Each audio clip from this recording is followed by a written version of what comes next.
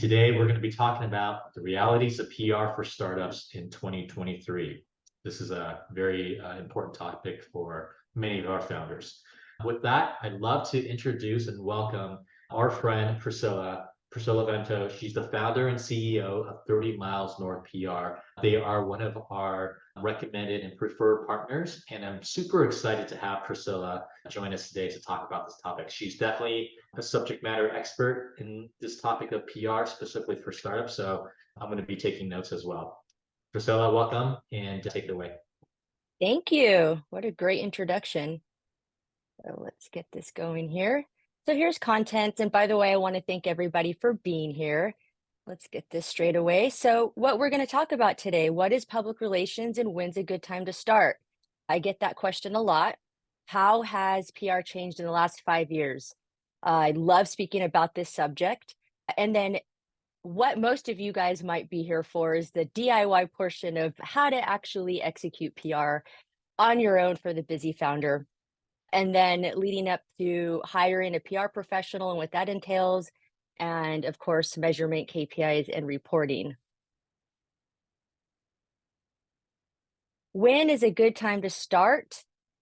Well, this really depends on where you are as far as a company. I always suggest that the best time to start, of course, is after you've secured some kind of a seed round, whether it's small or large, but most importantly, when you are looking to raise money. So, I feel like the first thing that investors are going to do when you reach out to them or you're meeting investors and trying to land that first round of VC capital money is they're going to Google search you. And I always say, it doesn't really matter at that point whether you get in a tech crunch or you're writing stories on your own blog. There's messaging points that you want your VCs to know about your company, what you're doing, who your founders are, what your product's like, what problems you're solving in this world with your technology or your product. So, that really is an SEO play. You really want your search to come up with these planted stories, right? So I always say that even if you're a small early stage startup, some of the things that I'm going to teach you today can help you with this kind of beginning stage of PR as you're leading up to raising capital. So how has PR changed in the last 5 years? You know, PR is always much like technology, and as tech is advancing and as the way that we run the world, the economy is moving and changing, and the digital world is just a fast-paced moving landscape, so is PR. And of course, with the shift the world felt, the pandemic, that also impacted what we're doing, and that kind of led, especially in the last 5 years, that really moved a lot of different pieces within the PR landscape, how outlets and journalists, reporters and editors work with, PR professionals, how they receive their stories, the timing in which stories are being put out. Um, so one thing that I wanted to also start on was how news sites monetize impact us. This is something that has changed drastically with the invention of social media and just the internet in whole. Obviously, these outlets want to monetize. They need to make money. They need to pay their staff. And so a lot of that, 15, 20 years ago came from ad revenue. You have reporters and journalists that will write a story, publish it. What makes them successful as a journalist or reporter is how many clicks they get on that story, which, you can go onto a whole nother topic with, writing these, headlines that are sensational and whatnot. But for this, we'll just stick with the basics of how these outlets monetize, how that works within the infrastructure of that outlet, how that impacts us, and how that impacts how startups get stories in the media. So there's a couple different ways. Ad revenue is one, which is pretty straightforward. They run display ads, people click through. The other thing that people do now are pay to play, which we'll get into that. Paywalls became very popular in the last 5 years. Outlets like Business Insider, LA Times is another one, where you might get a handful of stories for free, and then they'll put up that paywall and say, if you want to read the rest of this, you need to pay us a monthly subscription, which is a way that they solved this problem for better or for worse. And all of this impacted the journalist bandwidth, mainly because during that pandemic time, a lot of journalists either moved or a lot of outlets disappeared. They just didn't make it through that, the 2 years that we went through during that lockdown. And with that, there was a lot of layoffs. There were a lot of journalists moving from one outlet to another. There were journalists that just quit and went to the PR side because they felt like they could be happier there, make more money, whatever it may be. You had a lot of writers and journalists and reporters who, left and wrote books, which we started seeing a lot of. But what that ended up causing is a lot of strain within journalists and reporters within each outlet. They're getting a lot of pitches every day. They're getting a lot of, story ideas thrown at them. Their bandwidth is very tight. With that, that changed the relationship between how PR people and the news staff work together. And I'll get into this a little bit more a few slides over. And so another thing here is the pop-up outlets that came about in the last 5 years, and the pop-up PR firms, which I started noticing this when cryptocurrencies, for example, became popularized. You would get, like Coinbase and those kind of outlets that popped up. You would get PR firms that shifted from, names like 30 Miles North PR, which is very broad, right? To, cryptocurrency PR and very specific, green PR, which, just very specific PR firms that decided to pop up and have a very specific name to their PR firm that identifies what organization or what industry they work in, which isn't a bad thing. But, a lot of these showed up and they left. The same with these pop-up outlets.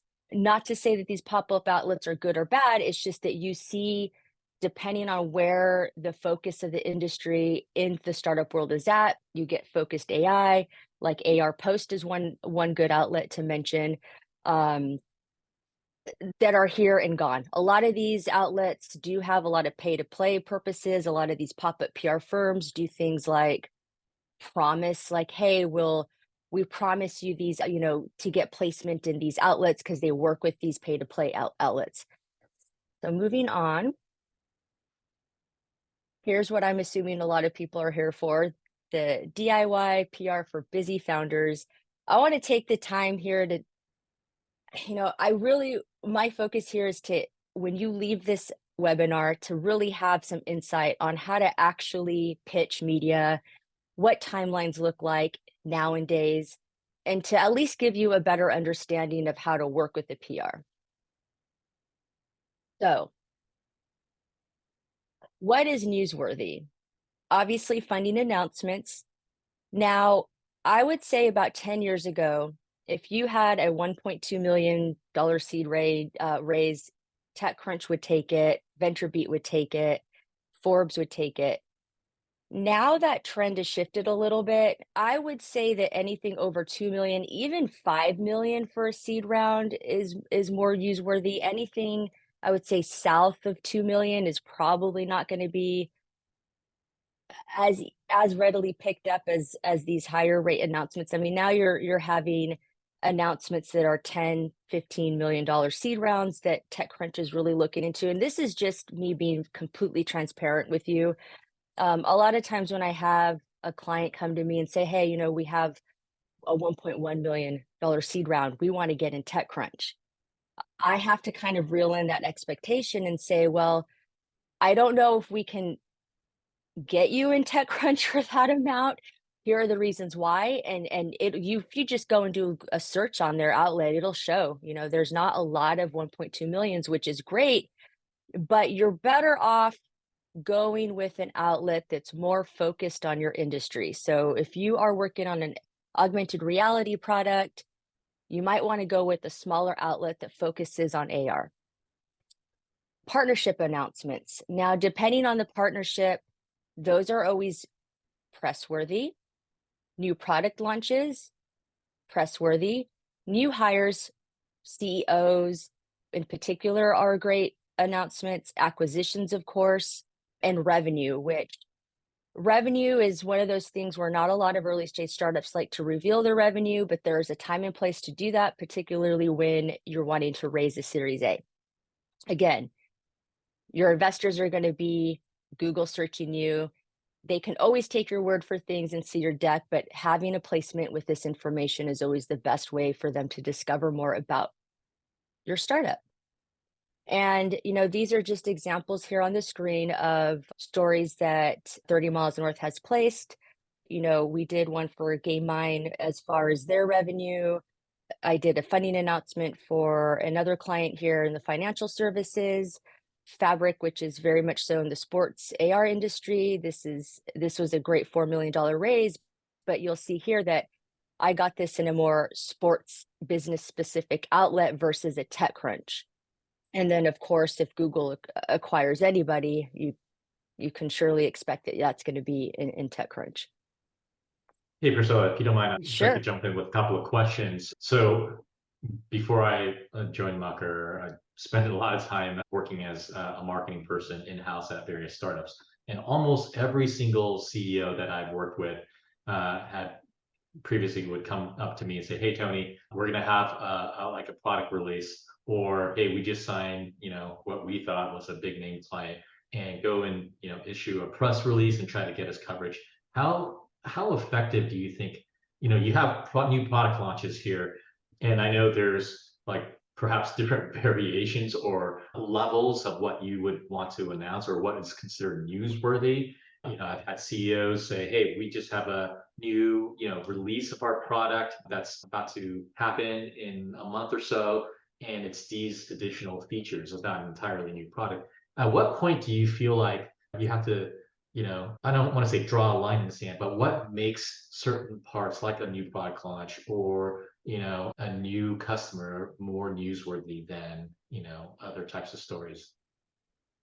Right. So as far as product launch, if you already have a product launch and you're just adding features to that product, I wouldn't say that that's necessarily newsworthy for this, the top tiered outlet.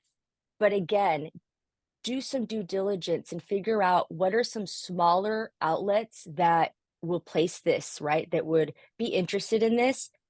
At the end of the day, you just want to get that news out there. And at the end of the day, I'll always tell a client, if if news sites just feel that this isn't quite newsworthy enough, put it on your blog, put it on your LinkedIn, get it out there. And this is kind of where I would probably revert to a wire, which, I don't traditionally do, but again, if you're raising money, you need to get that out there. You need your investors to see what you're doing. Wires are great. The smaller outlets are great. Everybody wants to be in Forbes. Everybody wants to be in TechCrunch. But the reality of it is that not these outlets aren't going to pick everything up. And these smaller outlets that are more specific to your industry are wonderful. And they're a great start to kind of escalating your PR throughout the years. This is like a long run strategy here. This isn't just like we're going to do PR now and then forget about. I mean, the right way to do it would be to get that product into the hands of somebody that's a smaller writer. That's my suggestion. But again, go back to your blog. Every website, every startup should have a blog that they can write this kind of news, and that's a wonderful way to get your news out there. Got it. Okay, that's super helpful. We do have one question from the audience that I think is timely for since we're on this slide about what is newsworthy. So John asked, how newsworthy can an event be, whether it's an online or a real world event? So I'm assuming that John is asking about, hey, if we're going to be doing some sort of event or conference, is that newsworthy and Yeah. something that you could pitch? That's a great question. I'll start off by saying what's not what's not newsworthy. Sponsorships, like if you were to sponsoring conferences are traditionally not newsworthy. I do have I've had clients in the past like, "Oh, we're gonna sponsor Money 2020. Let's write a press release." That's probably better left for a blog. I wouldn't I would probably wouldn't waste your PR's monthly retainer on something like that because just to be transparent, it's not gonna be picked up usually. As far as Yeah. events, absolutely. It depends on the event. Now, if it's a big conference, of course, that's newsworthy. If it's like a meetup or like a meetup event, a mixer, you might want to get it on like city calendars, right? So like Local LA is a great one. There's a few different like regional calendars that you could get it on so that people are more aware of what your event. But absolutely, again, it depends on the scale of your event and your expectation, right? Large conferences, of course, smaller events, event calendars are a great place to be for that. Great.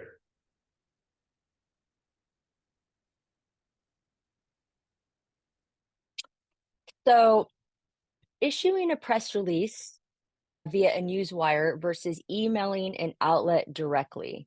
So, this is an example here of a client that I had, Game Mine, where the founder wanted to reveal some of his earnings, and I did both. So, the way that this strategy went is said, all right, let me write a press release. Let me shop it, which means let me send it out to an outlet directly to get pickup. And it was awesome that GamesBeat, VentureBeat picked it up. After that, I wrote a wire. I distributed the press release through a wire, which was this Yahoo Finance here that you see. Now, I'm just going to be, again, completely transparent. Just because you write a press release doesn't mean that anybody's going to pick it up. I really don't see outlets like TechCrunch and VentureBeat and Forbes and Wall Street Journal. I don't see them and their writers and their journalists and their reporters coming across, a PR newswire press release and contacting me and saying, "I came across this on PR newswire. Let me put it up on my website. I'm interested." Unfortunately, it just doesn't work like that anymore, and it hasn't for a while. But there is value in putting this kind of news on a wire. And again, get your news out that you want your investors to see. And if that's by way of a newswire, then do it. But allow the time for your PR or for yourself to shop this around and get it in the hands of an outlet directly.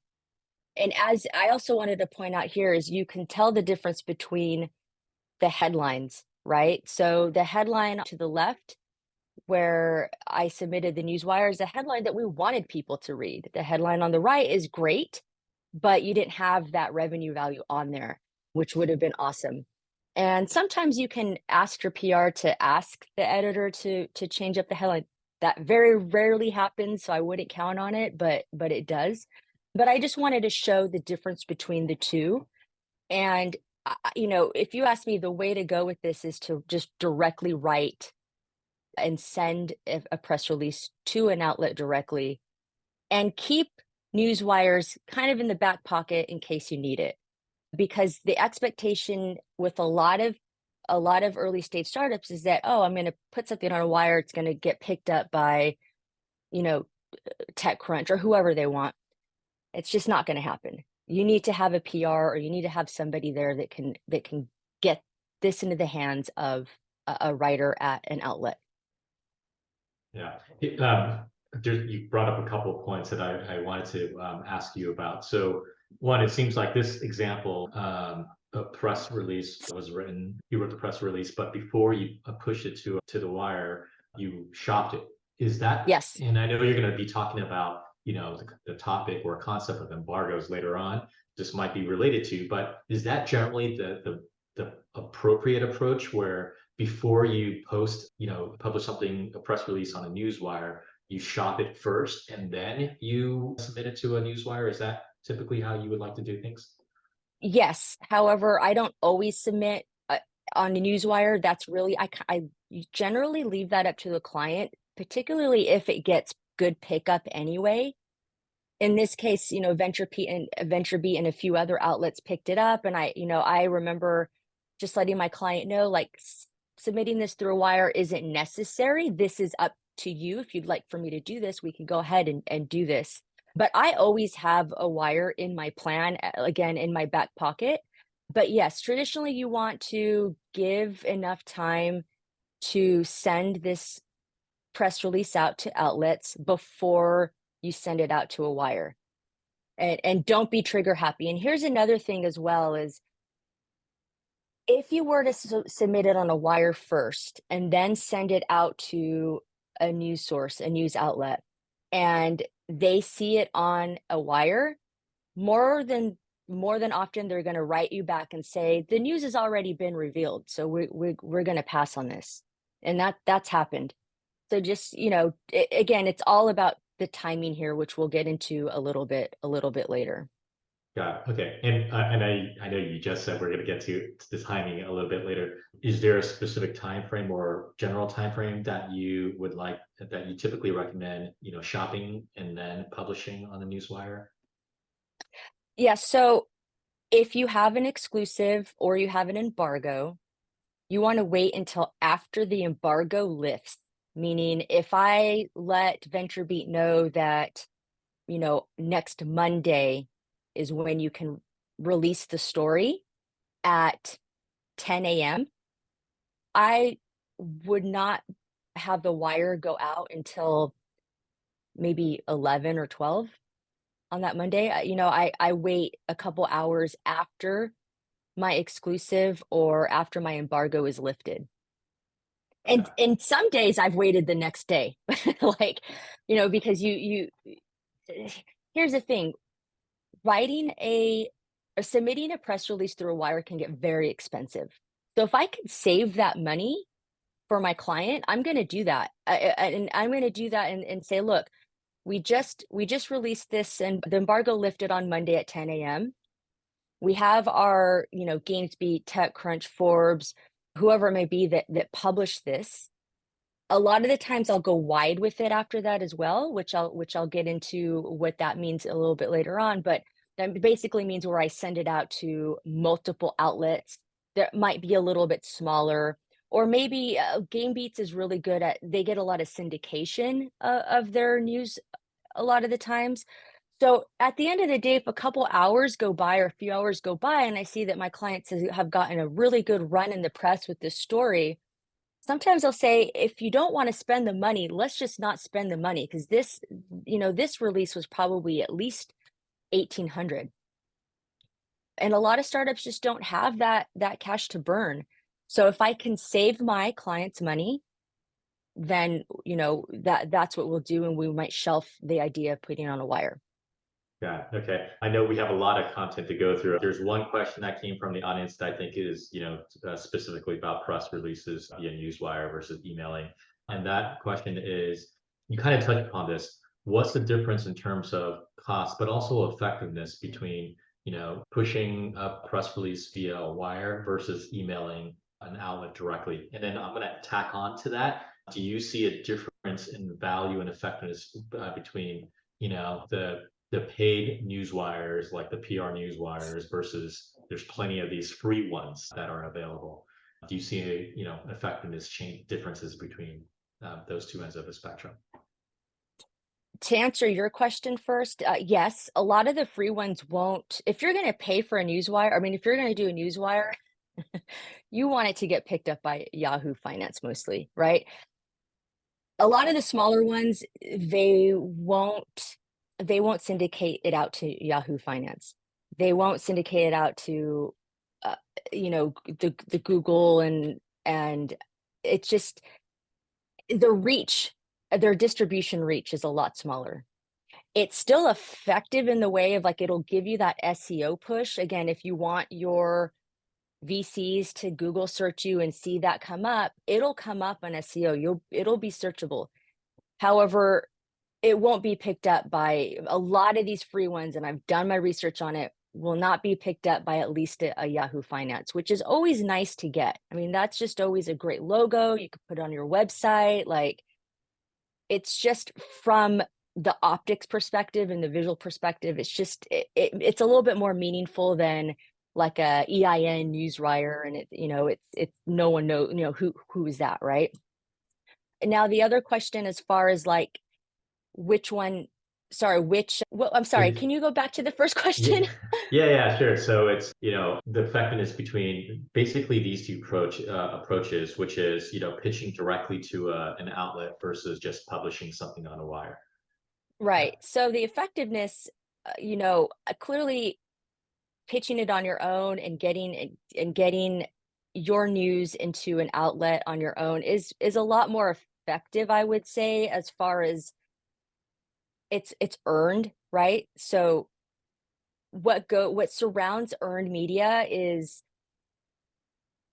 that writer, that reporter, that outlet trusted your news. They kind of edify your company in a way, versus the paid approach, which is going through a wire. Also, you're saving the money. That's another one. But for me, it's more of the earned versus the paid aspect of it. If you submit a wire, it's great. If it's earned and you have that trust and you have that like that backing from that outlet and that reporter, it goes a lot further as far as the optics of your story when you share it, just kind of how it is viewed in a whole. And also, you're going to get a lot of more views. You're not going to get more of the B2C people, especially if you're in that space. You're not going to get a lot of people that go to PR Newswire or Yahoo Finance for your story. So the reach is a lot less than if you were to place it even in a smaller outlet. They're going to share it on their social media. The outlet's going to share it on the social media. It's going to get a lot more views. And at the end of the day, that's what you want. Great. Awesome. I know we camped on this particular slide and topic for quite a long time. I'm sure there's other questions, but yeah, let's keep going. Right. Thanks, Priscilla. So, no problem. Life's a pitch. How to pitch the press. I'm just going to go down the line here, guys. You know, first of all, if you're an early stage startup and you just don't have the bandwidth to, or the money to pay a PR professional to do this, I'm all about you doing it on your own.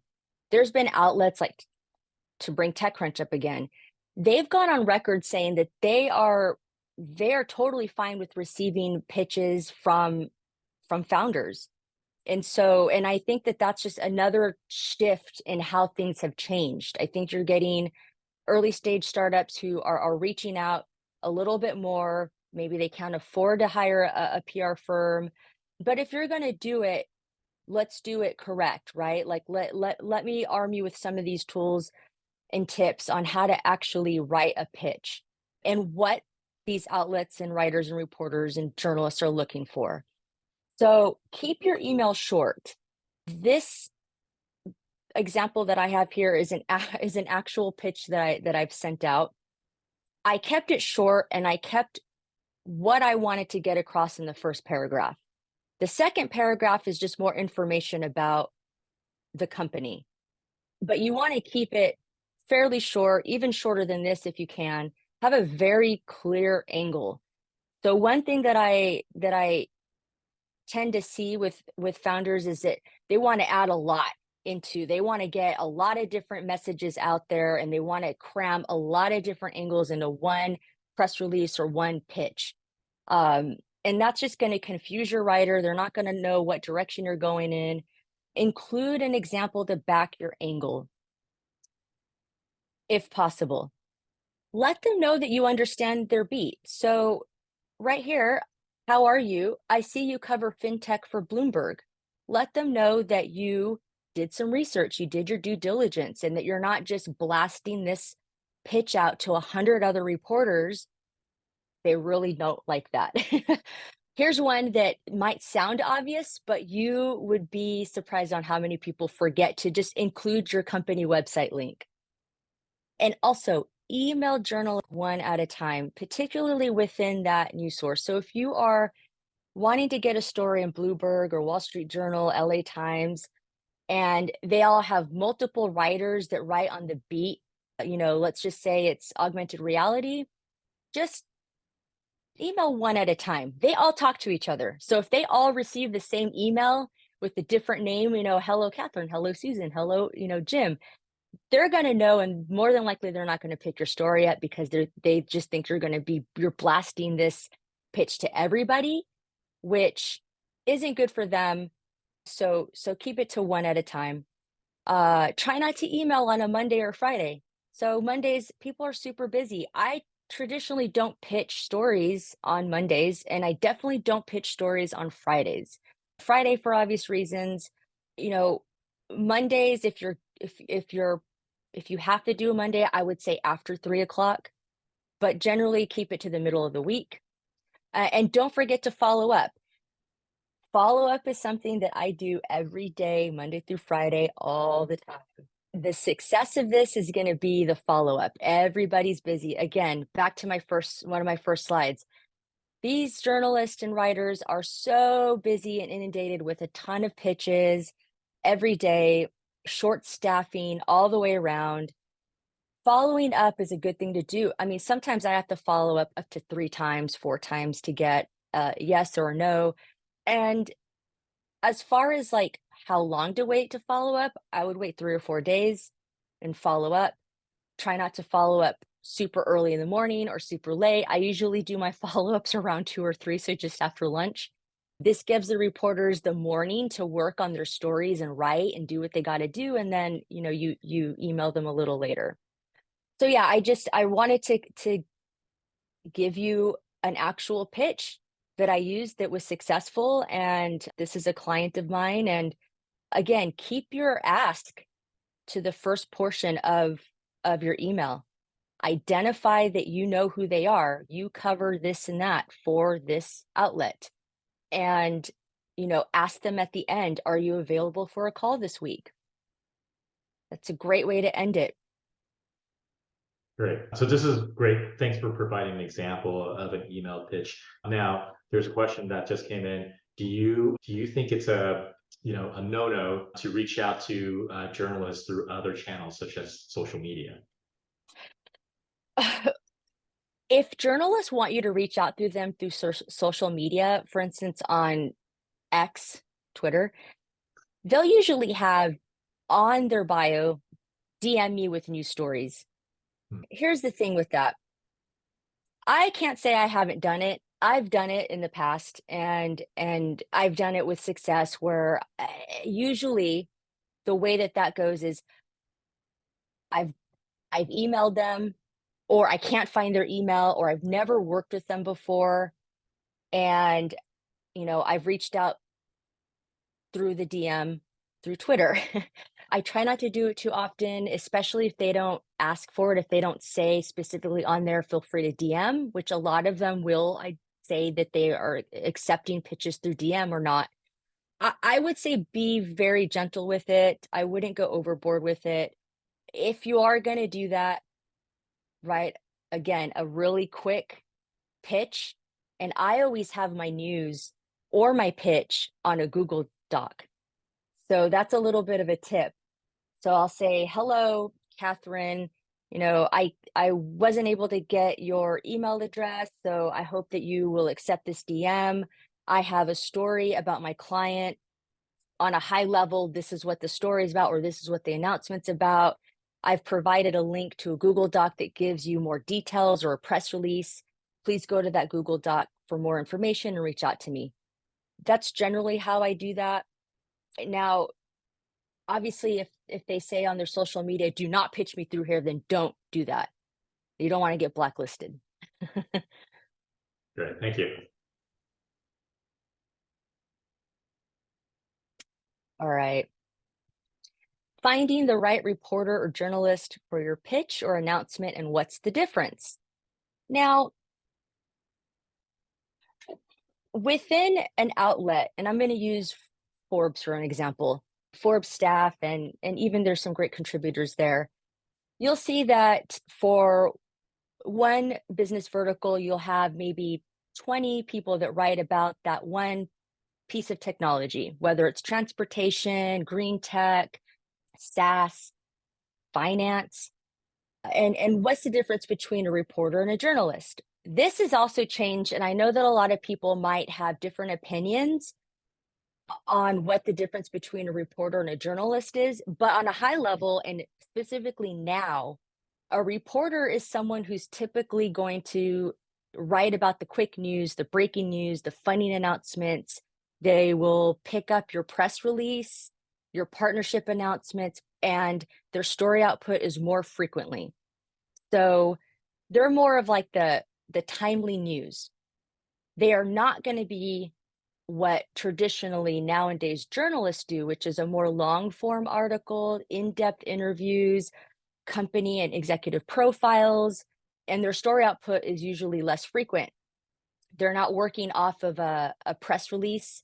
They're more so, the way that I approach this is I'll get a PR announcement over to a reporter, they'll release the news, and then a few days later, I'll follow up with a journalist and say, hey, my client, the CEO of this company recently, released this new product or this new partnership. I want to do a follow-up story with an interview, or this company is doing X, Y, and Z. I'd love a longer form in-depth interview. Maybe we'll give you some exclusive metrics within the company, maybe some revenue. So those are more like your interviews. Reporters might ask questions, but they're not going to go into an in-depth interview. How do you spot Now, the, how do you, sorry, Priscilla, how do you spot the uh-huh. difference between a reporter and a journalist? So this is also one thing I wanted to get into. This is your due diligence. So before you set off to do any of this on your own, and you find your reporter and or your journalist, do some research on them. Go and look at what stories they've written. If you see that they don't really have any interviews with CEOs, they don't really do this long format kind of interview, and you see that they only write news stories and they write multiple news stories a day, funding announcements, again, everything that I have listed under reporters, then and you really want to interview, then not to pitch that person. Go and find someone who has stories, who have written stories that are more so along the lines of a long form profile, for example.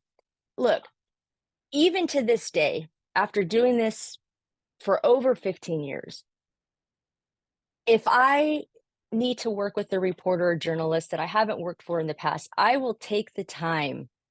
And I really recommend this to even other PRs, to not just blast your news out there to whoever. Really, really take the time to see what their beat is, what their stories are, what kind of topics they write about. The last thing you want to do is send your story, let's just say about travel tech, to someone who writes about cryptocurrencies or AR, AI. And sometimes it can get confusing because sometimes those reporters might touch on a story that involves the kind of industry that you're in, but in whole, they don't really write about that. So really stick to the reporters that write about your beat and take the time to go and look for the right one for you, even if it takes 20 minutes. You'll have a lot more success that way than just blanketing out, throwing it out there to whoever just because they write for TechCrunch or whoever. All right. So any more questions at all? Well, try to cover the questions once we're done. Okay. Yeah. All Thanks. right.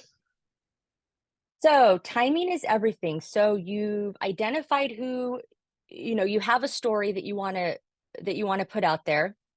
You've identified an outlet. You've identified a list of reporters that write about your beat. Now, here is some differences between timing. This is how my timing looks like. I don't expect that every PR's strategy and timing deck looks like this. And I also don't expect that a busy founder would go through the measures of doing this on their own. But I just wanted to give this example of how delicate the timing is, particularly now in the last 5 years, because again, everybody's super busy, getting inundated with all these news stories. There's just not a lot of time in the week to pick up every story. So the difference between now versus 5 to 10 years ago is that in the past, I was able to send out a story or send out a press release with an embargo for like 3 days, and it was fine. Now the timelines are about a week or more, meaning that if you were to send a press release to a reporter at an outlet, they with an embargo, which an embargo means that they are not to write or publish the story until a given day and time. If you don't give them a long enough lead time, they'll just come back and say they have to drop it. They don't have the bandwidth to cover it. So where my embargo times for 3 days, now they're looking at a week. So what does that look like when I'm working with the client? You have to account for that. So that's something that's going to trickle down to the rest of your marketing team, your social media team, even maybe your product team. So I know that a lot of my clients, they get really excited when they have a new, announcement, and they really want to get it out right away. And so that's when you reel in the expectation of, if you really want this to be picked up or have the best chance of getting picked up by the best outlets, we need to give these outlets enough time to receive the news, to open that, to actually open the email, to read it. Maybe a reporter needs to give it to their editor for approval, and that takes a little bit of time. And then it's going to take them time to write the piece. So timing really is everything. I really do recommend a week or even longer to get that. And here's another thing. You want enough time. For example, if you send a press release out to TechCrunch, and maybe the reporter doesn't get back to you for 3 days because they're busy, you want the time, the kind of buffer to send it out to another outlet to see if they would like the exclusive. So again, this is expectations. There's a lot of patience that needs to come in here when you're working with a PR person, or if you're doing this on your own. I'll get through, let's see, embargoes. We've gone through. An exclusive just means that you're giving this news to one outlet exclusively. And normally what I do is, if I am going to give, let's say, TechCrunch an exclusive, that doesn't mean that you can't go out to other outlets. This is where it gets a little tricky. You could, but you need to give them several hours with this exclusive, right? That is theirs. You want to make sure that you don't email a bunch of other outlets when your one exclusive partner, in this example, TechCrunch, has that exclusive. Let's see. So we've gone over lead times. As far as distribution is concerned, I, you know, really finding that exclusive is the way to go now. And giving embargoes is really the way to go. Where again, as 10 years ago, 3 days, you can even do for immediate release. I never do for immediate release press releases anymore. That just does not happen. Everybody's just way too busy to write a story with an immediate release, unless it's like major news with a major, like Google or Apple. Those are breaking news stories. But until your company gets to that point, I would really be delicate with the timing. All right, so another thing that's changed in the last handful of years are guest post and pay to play. And I just give you an example here of what the two different tactics look like. So unfortunate here, this was my client, and he actually wrote the story himself, and we submitted it to Fortune and under their commentary. And his name is Lawrence, and it was great. We didn't pay for it. It wasn't a pay to play. It was a story, a byline that he wrote, and it was picked up by Fortune. Now, here's to the right, Ad Age and Forbes. They have stories here. These companies wrote stories similarly, and you say they're publishing partners up here. So it's paid content. So these are pay to play stories, which look like they're earned, but they're actually paid. It's not a bad thing to do. Again, if you need to get a story out there, maybe pay to play is the way to go. But my point in putting this slide here is that that's something that's really become popular in the last 5 years because outlets are looking for different ways to make money. And so as a result, they are now offering these ways to publish your story. Quick question on that. What's the general cost for a pay-to-play article or column? I have to be well, I've never I've never done it before to be truthful, but I've heard that they can be up to, I mean, anywhere between $500 to $1,000. Right. And again, it just depends on the outlet. Right. Yeah. It looks like this also, like this Forbes piece here, it looks like it also came with a banner ad. So it's more of like an advertorial.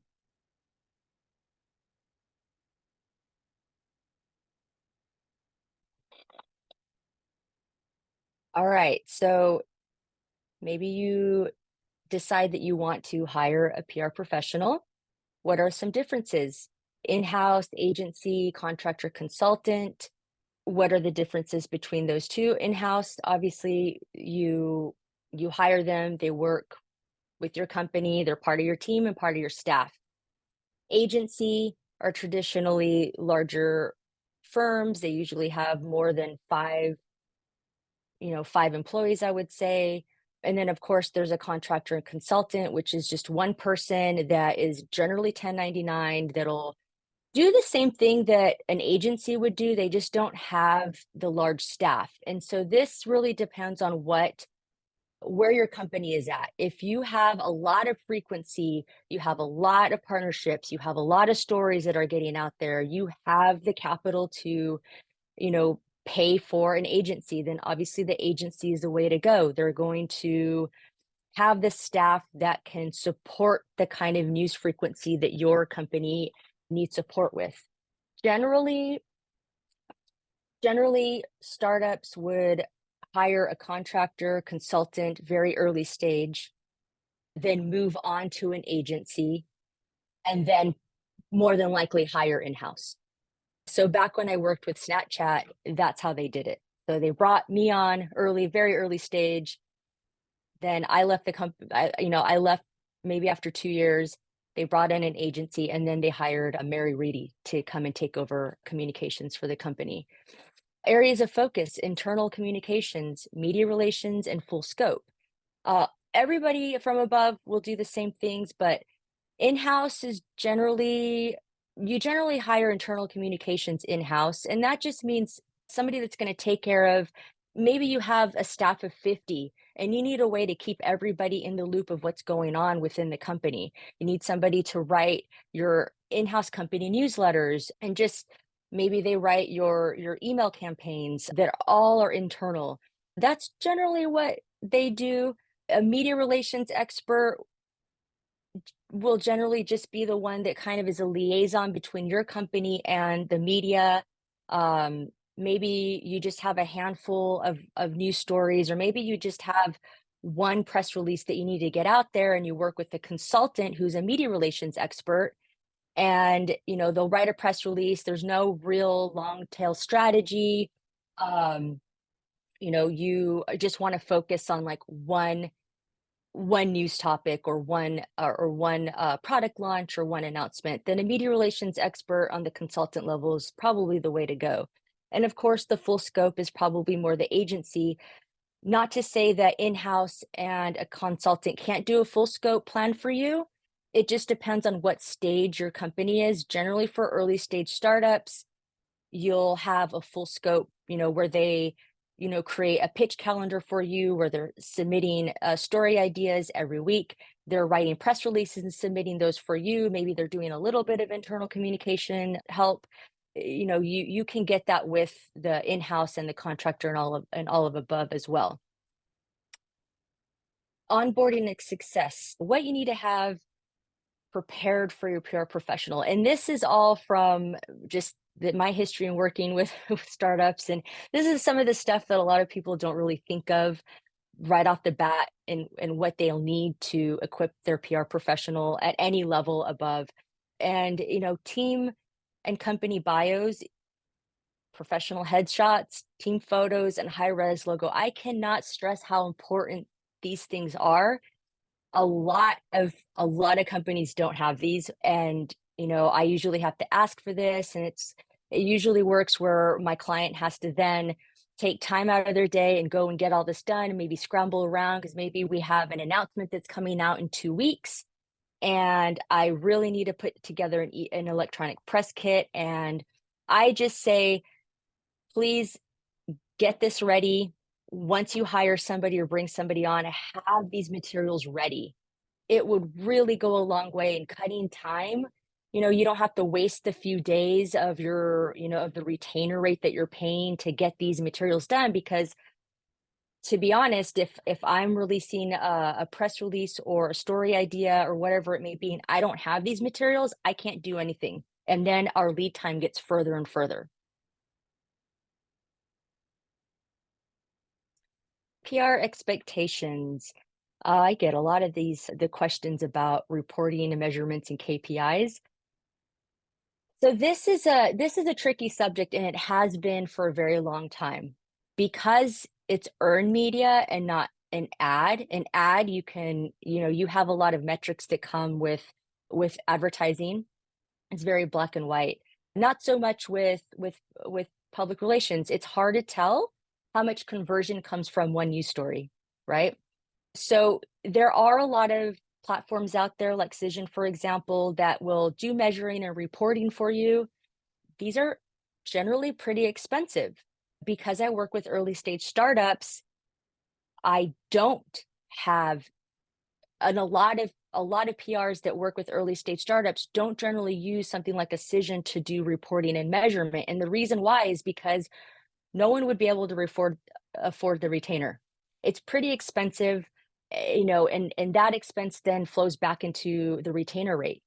So in order to keep retainers within reason, sometimes we have to omit this part until maybe the startup has more revenue coming in, and you could pay that higher retainer and then get these very fancy reporting systems. For now, the plan that usually happens is you get a list of links of outlets that picked up your story. And generally my clients are pretty happy with that. They get an announcement out there, and I send them the links a couple of days later, and they see who picked up, and generally they're pretty happy with that kind of reporting.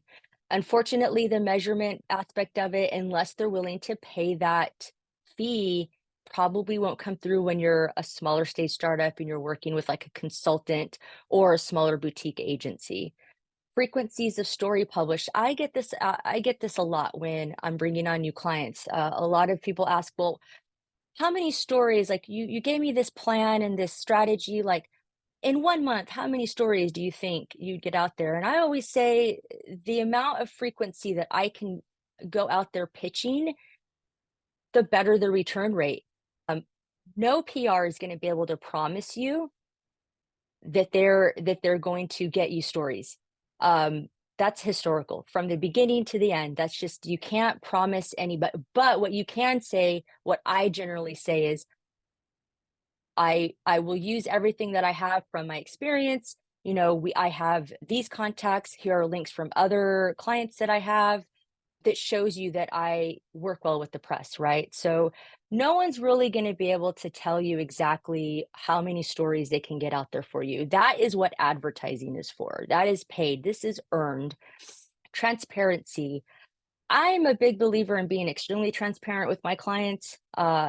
If if a reporter comes back to me and says no, I'll go tell them that. If I feel like a story isn't newsworthy, I will tell my client that. PR should be pretty transparent with this kind of a thing. The last thing I would want to do, and I'm sure other PR professionals are in the same boat, is a client coming to you with the expectation that they have this non-newsworthy announcement, and you go and you try to pitch it and you're just spinning your wheels and it's not going anywhere. That's probably not a good way to go. So The transparency portion is big. Another thing that keeps me transparent with my client is this outreach and pitch calendar, which most PR professionals should have something similar to this. I know everyone's structure is a little bit different, but if you see here, this I deliver to clients and it's weekly, what I'm doing every week. And so generally I'll build something out for the 2 or 3 months that we're in an engagement for. And every week I'll have story ideas listed out. If my client can give me a roadmap, that's also great because I can add press release timing to the top here.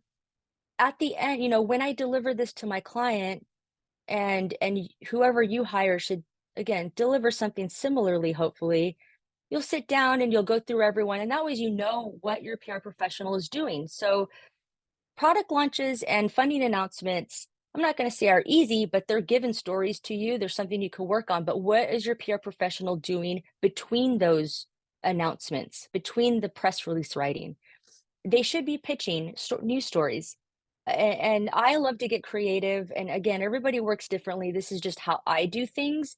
But I like to keep the frequency of me reaching out to media on behalf of my client with interesting news topics that are current every week. The more you do that, the better chances you are to get a story.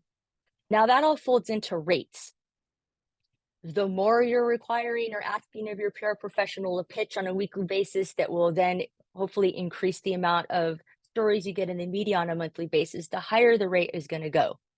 I can't speak for any other PRs out there, but generally rates, fluctuate on frequency and on a lot of different factors. But, I hate to give out a rate here, but it's going to be anywhere between 2,800 and 6,500 generally for a monthly retainer. Again, that fluctuates. Some PR professionals want to lock you in for a 6-month retainer, some are less, some are 3, but that's the general rates nowadays. Again, frequency of the story ideas and the amount of time that they spend with you is going to fluctuate that.